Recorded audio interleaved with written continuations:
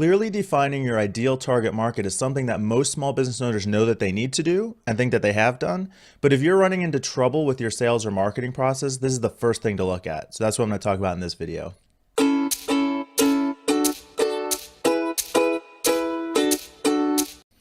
Welcome back. I am Mike Sutton with BeBuildHave.com, and I work with first-generation small business owners and entrepreneurs on developing the mindset, beliefs, habits, and skills necessary for small business success and happiness. And today we're going to talk about defining your ideal fit client.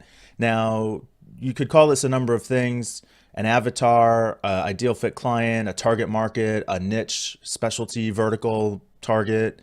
But the tool that we're going to use to have this conversation is the client avatar. And I think it really serves to help clarify exactly who it is that we're talking to, what we need to say to them, and it answers a lot of questions for us in our marketing and sales. And that is one of the reasons why it's important to define who your ideal fit client is, so that you know how to answer those questions that come up with your sales and marketing. Where do I find them? How do I ask for referrals? What do I need to offer them? How do I need to speak to them? What concerns and issues do I need to address? And what problems am I trying to solve?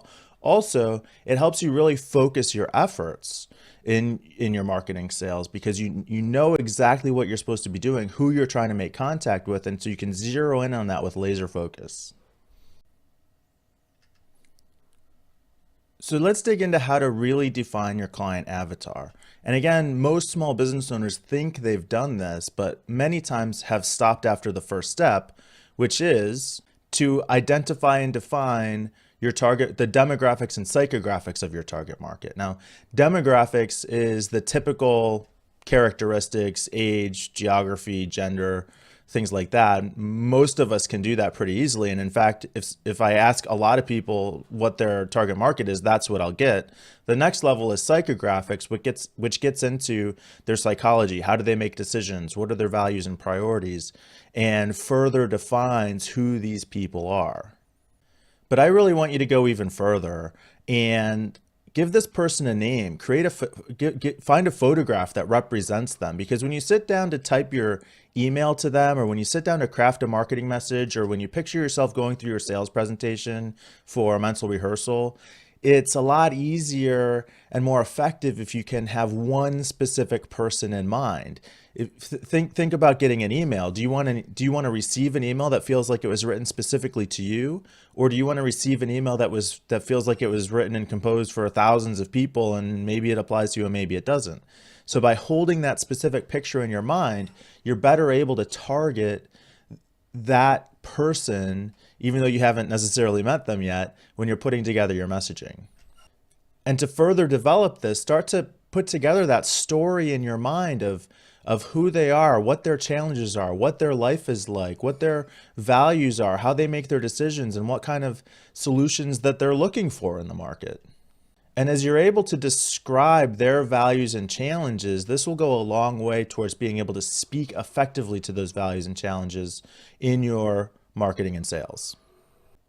Now, I'll frequently propose that a coaching client or somebody who asks questions because they're struggling with their sales and marketing should look at defining a client avatar.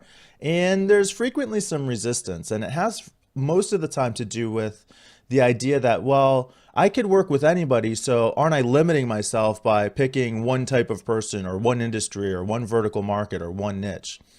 And you're really not. What you're doing is you're focusing your efforts, and it's not that you can't serve all those people, but you can't speak effectively to all of them at the same time. So think about a simple case where if you sold a product and you could sell through distributors and you could also sell direct to the consumers, you're not going to speak to the consumers the same way you speak to the distributors. They make the decisions differently. They have different priorities. They have different concerns. They're looking for different solutions.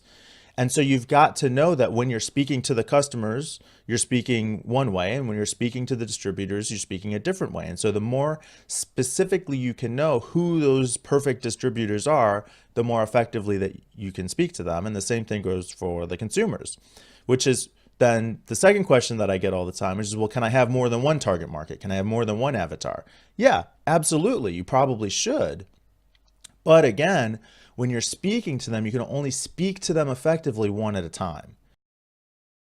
Okay, so quick treatment on client avatars today. I hope you enjoyed it. I will include some additional resources in the show notes for this page if you want to dig deeper into this topic. I'm always happy to answer questions, so let me know what questions come up for you through this episode. And if you want to stay tuned into the rest of this series, then you can find the video and subscribe on YouTube. You can subscribe to the audio on iTunes, and you can find the full show notes in every episode on my website, bebuildhave.com. I do also offer a free report, 3 ways to increase the value of your time. If one of your goals for 2016 is to add more revenue, generate more income, have more freedom and control of your time in your business, you might find some value in that report. So again, head over to bebuildhave.com to get that resource. Until we speak again, be the person, build the business, and have the successful life that you want.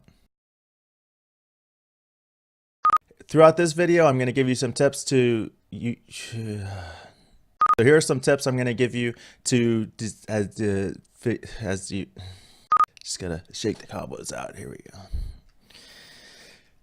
What do we say to them? What do we need to offer them? To ask for referrals, to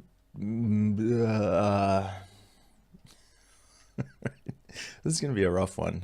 I have lots of outtakes today. That was closer. Not quite there. I'm gonna do it one more time.